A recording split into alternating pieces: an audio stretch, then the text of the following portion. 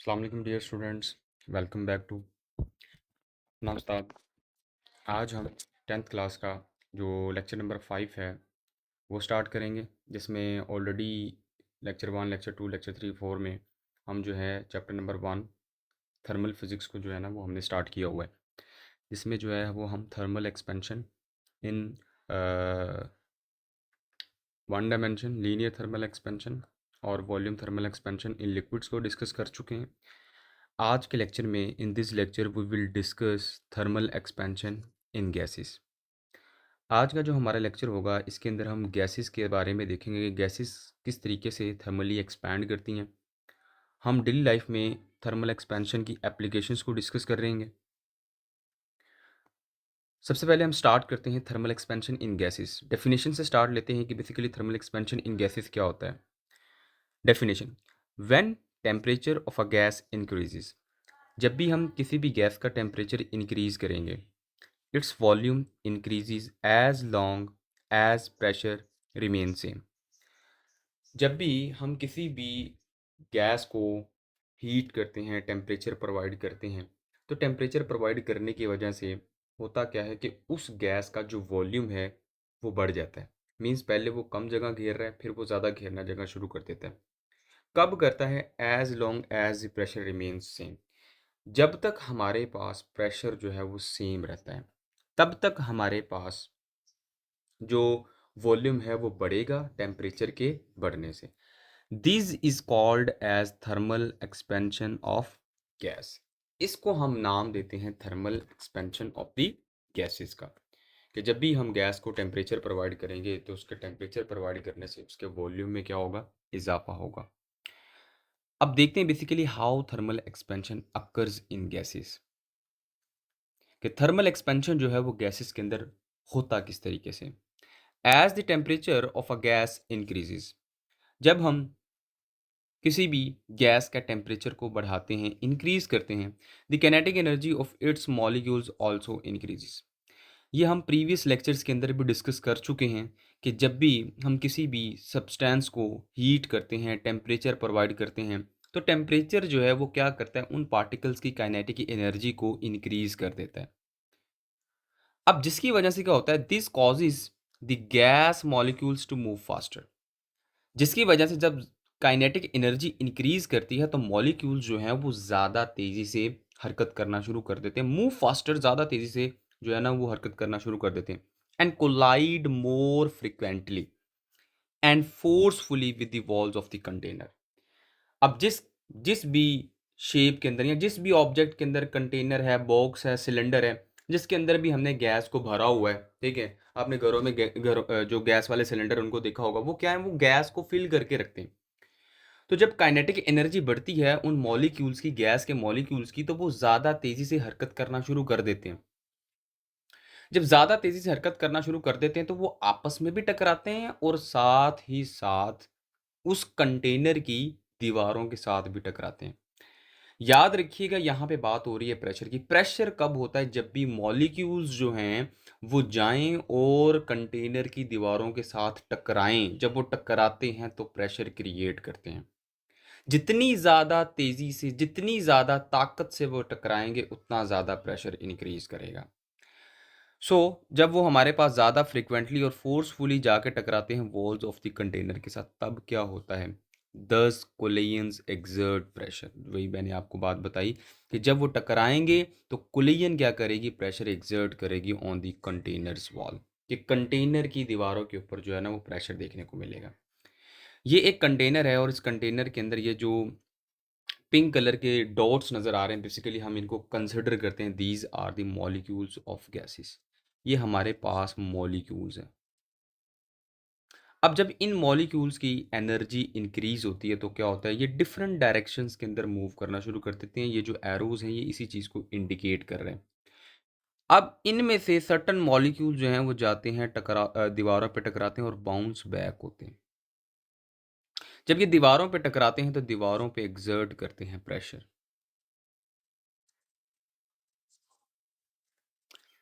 अब हमारे पास दो पॉसिबिलिटीज़ हैं। दीवार, ये जो कंटेनर है इसकी नेचर की बेस पर, here we have two possibilities base on the container type, कि हमने जो कंटेनर लिया है वो किस टाइप का है, उसकी नेचर कैसी है। उसकी नेचर के लिहाज से हमारे पास 2 पॉसिबिलिटीज़ क्रिएट होती हैं। या तो अगर हमने कंटेनर लिया है non flexible container, non flexible container से क्या मुराद है कि हमारा जो कंटेनर है वो रिजिड है, वो हार्ड है। जब उसके ऊपर प्रेशर लगता है तो वो एक्सपैंड नहीं करता, उसके मॉलिक्यूल्स जो हैं वो डिसलोकेट नहीं होते, अपनी जगह से आगे पीछे नहीं होते, वहीं पे रहते हैं। जो फ्लेक्सिबल कंटेनर होता है वो क्या करता है, वो हमारे पास जो है वो हार्ड नहीं होता बल्कि वो सॉफ्ट मटेरियल से बना होता है, लाइक अ बैलून। आप बैलून को समझ सकते हैं कि बैलून जो है वो हमारे पास एक फ्लेक्सिबल कंटेनर है। लेकिन अगर हम जो घरों में सिलेंडर यूज़ करते हैं it is non flexible container, क्योंकि वो लोहे का बना होता है, रिजिड होता है, हार्ड होता है, और उसको ज़्यादा प्रेशर मिलने से वो एक्सपैंड नहीं करता, उसके मॉलिक्यूल्स जो हैं वो डिसलोकेट नहीं होते। लेकिन जो हमारे पास रबर बैलून है, वो क्या करता है, वो हमारे पास एक जो बैलून है हमारे पास वो फ्लेक्सिबल कंटेनर है, क्योंकि उसकी जब प्रेशर इंक्रीज होता है तो उसका साइज़ बढ़ना शुरू कर देता है, उसकी वॉल्स जो हैं वो इंक्रीज होना शुरू हो जाती हैं। अच्छा, इन दोनों में प्रेशर किस तरीके से डिफरेंट है और किस तरीके से हम इनके अंदर थर्मल एक्सपेंशन बिहेवियर स्टडी करेंगे इन दो तरह के कंटेनर्स में, नॉन फ्लेक्सिबल और फ्लेक्सिबल में। सबसे पहले हम गो थ्रू करेंगे फ्लेक्सिबल कंटेनर, कि हमारे पास जो फ्लेक्सिबल कंटेनर है, सॉरी नॉन फ्लेक्सिबल कंटेनर है, इसके अंदर हमारे पास क्या बिहेवियर होता है। If a gas is non flexible container, अगर हमारे पास जो गैस है वो नॉन फ्लेक्सिबल कंटेनर के अंदर है, इनक्लोज है, the increased collisions lead to rise in pressure. अब ज़ाहिर बात है जब हमारे पास नॉन फ्लेक्सिबल कंटेनर है, मॉलिक्यूल जो है वो मुसलसल जाएँगे, ये कंटेनर है, ये मॉलिक्यूल्स हमारे पास पड़े हैं, ठीक है? मॉलिक्यूल्स क्या कर रहे होंगे, मुसलसल जाएँगे, दीवारों पे जाके टकराएँगे, आएँगे, वापस आएँगे, फिर टकराएँगे, आएँगे, वापस आएँगे, फिर टकराएँगे, टकराने से उनकी कोलिजन जो है वो बढ़ती चली जाएगी। इस कदर बढ़ती चली जाएगी कि हमारे पास वो कंटेनर का जो प्रेशर है वो राइज़ कर जाएगा, वो हमारे पास बढ़ जाएगा, वो इंक्रीज़ हो जाएगा। अब जब हमारे पास प्रेशर इंक्रीज़ होगा तो वॉल्यूम तो इंक्रीज हो ही नहीं रहा। जब वॉल्यूम इंक्रीज नहीं हो रहा then we can say non flexible container के अंदर थर्मल एक्सपेंशन नहीं होता। गैसेस के केस में क्यों नहीं होता? In this type of container there is no thermal expansion. इस तरह के जो कंटेनर्स होते हैं उनके अंदर जनरली थर्मल एक्सपेंशन देखने को नहीं मिलता, बिकॉज वॉल्यूम इज़ कांस्टेंट। हमने पढ़ा थर्मल एक्सपेंशन में वॉल्यूम चेंज होता है, यहाँ पे चूंकि वॉल्यूम कांस्टेंट है, चेंज नहीं हो रहा, that's why non flexible container के अंदर हमारे पास थर्मल एक्सपेंशन देखने को नहीं मिलता। फॉर थर्मल एक्सपेंशन याद रखिएगा, मोस्ट इंपॉर्टेंट रीज़न है कि कब थर्मल एक्सपेंशन होगा। नोट रखना है ये बात कि कब थर्मल एक्सपेंशन होगा। For thermal expansion the volume should expand keeping pressure constant. हमारे पास प्रेशर कांस्टेंट रहना चाहिए लेकिन वॉल्यूम जो है वो बढ़ जाए या कम हो जाए, दोनों केसेस में थर्मल एक्सपेंशन हो रही है गैसेस के केस में।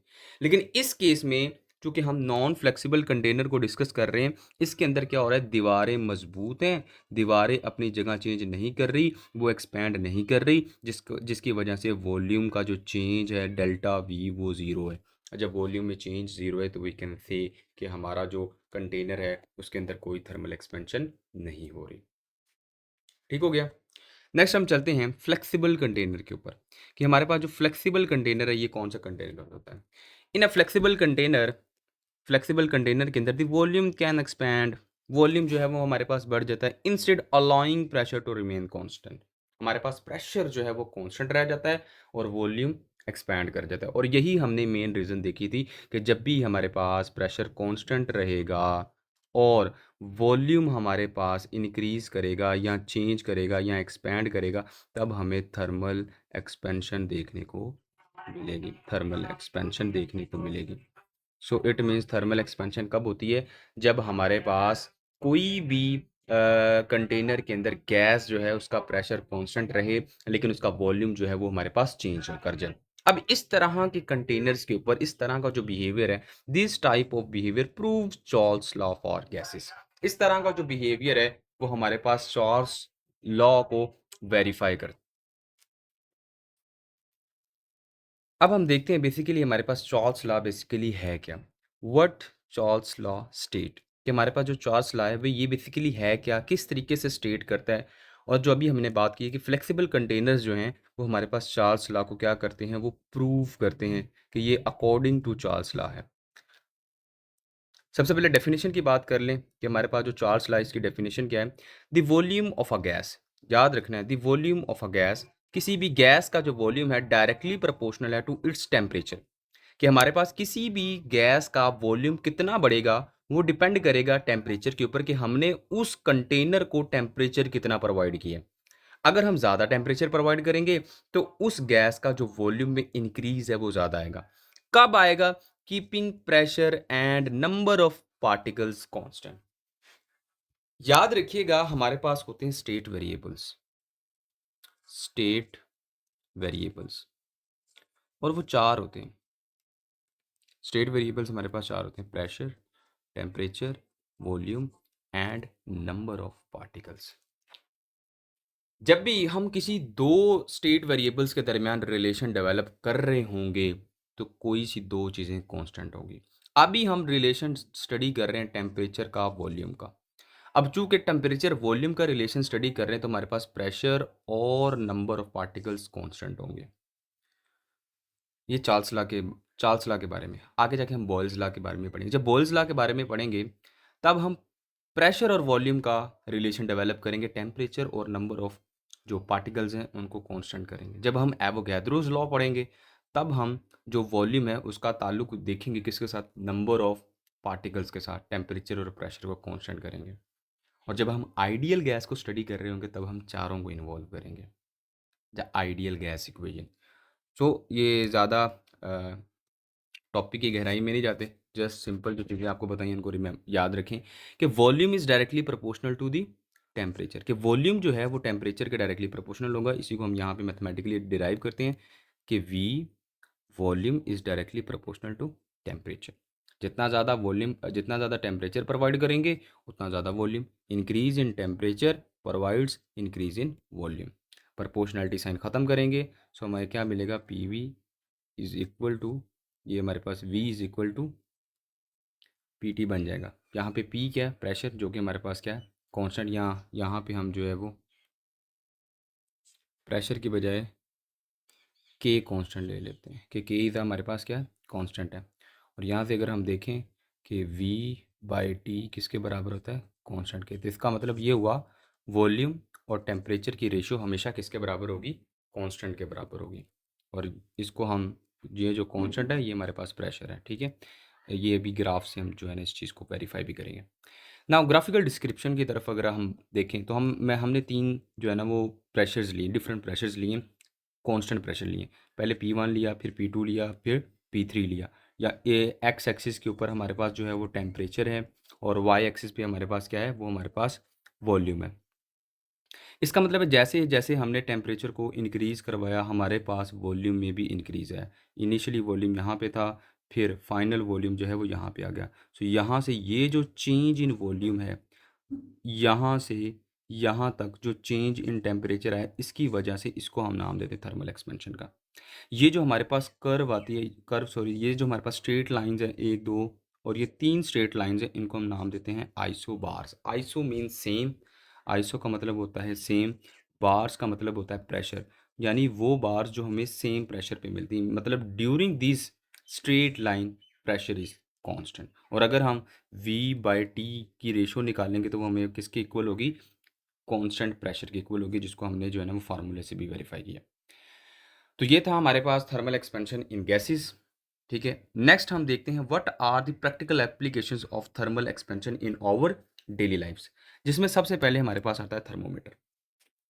थर्मोमीटर को हम किस लिए यूज़ करते हैं, in thermometer thermal expansion in a narrow tube helps in the measurement of temperature. Basically thermometer का हम इस्तेमाल करते हैं टेम्परेचर की पैमाइश के लिए, ठीक है। अब टेम्परेचर जो मेजर करती है डिवाइस थर्मोमीटर, उसके अंदर एक होता है लिक्विड जिसको हम मरकरी का नाम देते हैं, जो कि नैरो ट्यूब के अंदर होती है। जब भी हमने थर्मोमीटर से पैमाइश लेनी है तो हम क्या करते हैं, जिसका भी टेम्परेचर मेजर करना है उसके साथ हम थर्मोमीटर का एक एंड अटैच कर देते हैं।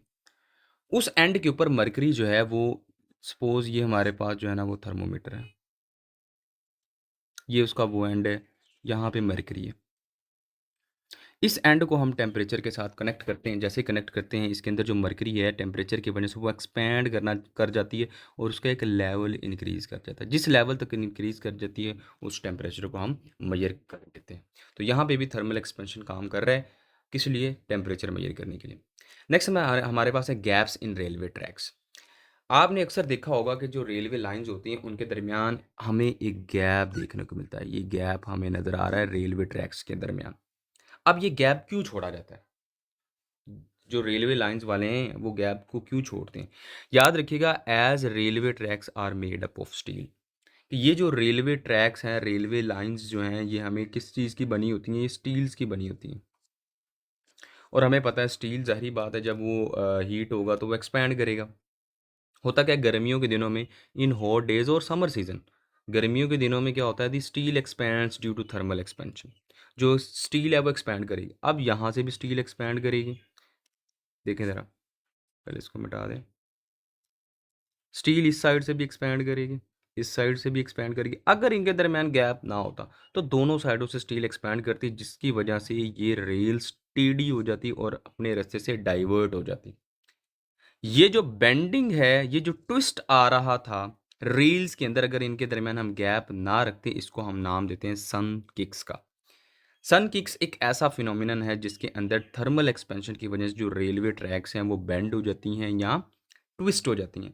तो इस फिनोमिने को प्रिवेंट करने के लिए बेंडिंग से, ट्विस्टिंग से, हम क्या करते हैं? We place a small gaps between the rails, ताकि वो समर के अंदर फ्रीली एक्सपैंड कर सकें और सर्दियों के अंदर वो कॉन्ट्रैक्ट कर सकें। लेकिन इससे क्या होगा? बेंडिंग और ट्विस्टिंग, उससे हमारी जो है ना वो बचत हो जाएगी। नेक्स्ट जो प्रैक्टिकल एप्लीकेशन है दैट इज़ ब्रिजेस। हम जो कंस्ट्रक्टेड ब्रिजेस देखते हैं, अक्सर हमने देखा होगा जो ओवर फ्लाईओवर्स होते हैं लाहौर के अंदर, कभी चक्कर लगा हो तो आपने देखा होगा फ्लाईओवर्स होते हैं। तो उनके दरमियान ना हर एक पुल का एक पीस होता है, तो वो उन दोनों के दरमियान सर्टन हमें गैप्स देखने को मिलते हैं। इनको हम नाम देते हैं एक्सपेंशन जॉइंट्स का। ब्रिजेस के अंदर क्या होते हैं? एक्सपेंशन जॉइंट्स होते हैं। क्या करते हैं? जब समर हॉट डेज आते हैं तो वो एक्सपैंड कर जाते हैं। एक्सपैंड करने से उनके दरमियान गैप कम हो जाता है, जिससे हमारे पास जो ब्रिजेस हैं वो ब्रेकिंग से बच जाती हैं। Bridges have small gaps called expansion joints that allow them to expand in hot weather and contract in cooled weather. सर्दियों में वो सिकुड़ जाएं, गर्मियों में वो फैल जाएं, वो अलाउ करती हैं कौन? Expansion joints. विदाउट ब्रेकिंग, मतलब टूटे बगैर वो अलाउ जो है ना वो एक्सपैंड कर सकते हैं। नेक्स्ट हमारे पास है मेटल लिड्स ऑन जार। अक्सर हमने देखा होगा कि जो शीशे के जार्स होते हैं उनके ऊपर जो है ना वो हमारे पास मेटल के लिड्स लगे होते हैं, ढक्कन लगे होते हैं। हम उनको बड़ा खोलने की कोशिश करते हैं लेकिन वो जैम हो जाते हैं, वो खुलते नहीं हैं, ठीक है। अब अगर हमने उनको आसानी से खोलना है, हम क्या करें? उसके साथ उसको हम ठंडे ठंडे के बजाय हम उसको गर्म पानी के अंदर अगर हम डिप करके रखें 4 to 5 सेकंड्स, तो वो हमारे पास क्या होगा? चूँकि ये लिड जो है ये नॉर्मल मेटल से मिलकर बने होते हैं, ठीक है, ये जल्दी एक्सपैंड कर जाते हैं एज़ कम्पेयर टू ग्लास। जब ये थोड़ा सा एक्सपैंड करते हैं तो हमारे पास ढक्कन जो है वो ग्लास जार के साथ लूज़ होता है और आसानी से खुल जाता है। When a lid is stuck on the glass jar, ठीक है, जब हमारे पास जो लिड है यानी ढक्कन है वो ग्लास जार के ऊपर स्टक हो जाता है, रनिंग वार्म वाटर, उसके ऊपर पानी, गर्म पानी को फेंके, it makes the lid to expand slightly, वो क्या करेगा? लिड को स्लाइटली एक्सपैंड करेगा, making it easier to open, जिससे वो आसानी से क्या हो जाएगा? हमारे पास खुल जाएगा। नेक्स्ट हमारे पास जो application that is gas containers या गैस सिलेंडर्स। जैसा कि हमने अक्सर न्यूज़ चैनल में भी सुना होगा या अक्सर हमने ये न्यूज़ आती है कि फ़लाँ के घर में जो गैस सिलेंडर है वो फट गया, जिससे जो है ना वो इतने लोगों का जानी माली नुकसान हुआ है, घर में आग लगी है, ये सारी चीज़ें। अब बेसिकली ऐसा होता क्यों? क्योंकि लोग जो है ना वो फिज़िक्स को पढ़ते नहीं, जो पढ़ते हैं वो उसको इम्प्लीमेंट नहीं करते। भाई अंडरस्टैंड करें ना, सिलेंडर्स को हमेशा उन जगहों से दूर रखें जहाँ पे बहुत ज़्यादा टेम्परेचर देखने को मिलता है। अक्सर लोग क्या करते हैं? खिड़की के सामने सिलेंडर को रखते हैं, बाहर से धूप आ रही होती है, सिलेंडर एक तो वो गैस प्रोवाइड कर रहा है, गैस मुसलसल प्रोवाइड करने की वजह से वो सिलेंडर गर्म हो जाता है, और एक बाहर से जो है ना वो धूप की जो है ना तपिश आ रही है और उसको गर्म कर रही है, जिससे सिलेंडर ने तो ज़ाहिर बात है फटना ही फटना है। तो गैस एक्सपैंड सुफिशेंटली व्हेन हीटेड। याद रखिएगा, जब भी गैस को गर्म करते हैं वो एक्सपैंड करती है। Of containers are exposed, when containers are exposed to heat, like being left in the sun. जब भी हम जो कंटेनर है उनको लाइट के हीट के अंदर एक्सपोज का मतलब है रख देते हैं। मिसाल के तौर पर लिखा हुआ है, अगर हम सूरज निकला हो, गर्मियों का सीज़न हो, और अगर हम उसको बाहर रख दें तो वो हमारे पास क्या करना शुरू हो जाएगा, हीट अप होना शुरू हो जाएगा।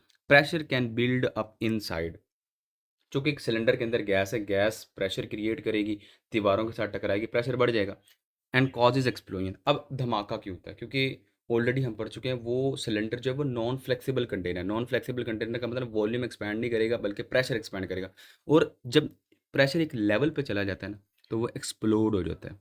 सो these containers must be kept away from heat to prevent explosion.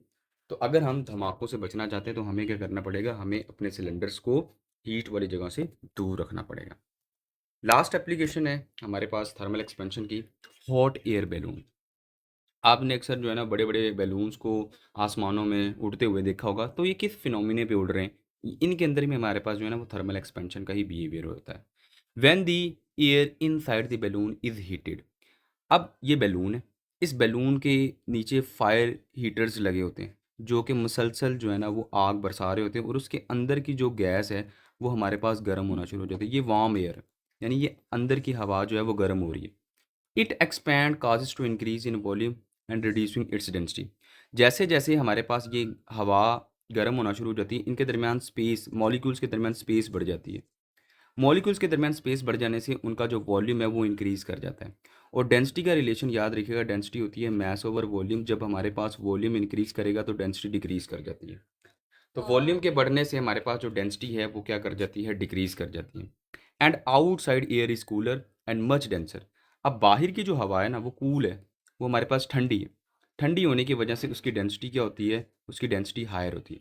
और याद रखिएगा, जो डेंसिटी में कम होता है वो हमेशा ऊपर की तरफ जाता है, और जो डेंसिटी में ज़्यादा होता है वो हमेशा नीचे की तरफ रहता है। इस वजह से एक अपलिफ्ट क्रिएट होती है, जिससे वो हमारे पास बैलून है वो हवा में ऊपर की तरफ क्या कर जाता है, लिफ्ट कर जाता है। Hence this difference in densities causes the balloon to lifts up. ये जो डेंसिटीज का फर्क आता है ये क्या करता है, उस बैलून को लिफ्ट अप करते हैं, जिससे बैलून जो है वो क्या करता है, हवा में बुलंद हो जाता है। तो ये था हमारा आज का लेक्चर, जिसके अंदर हमने जो है ना वो थर्मल एक्सपेंशन इन गैसेस को देखा। इसी के साथ साथ हमने जो है ना वो प्रैक्टिकल एप्लीकेशंस को देखा। उम्मीद है कि आपको लेक्चर जो है ना वो अच्छे से समझ आया होगा। चैनल को सब्सक्राइब करें, लाइक करें। कोई क्वेश्चन है, कोई बात समझ नहीं आई, तो आप उसको कमेंट सेक्शन में लाजमी पूछें। मिलते हैं इंशाल्लाह नेक्स्ट लेक्चर में, तब तक के लिए अल्लाह हाफिज़।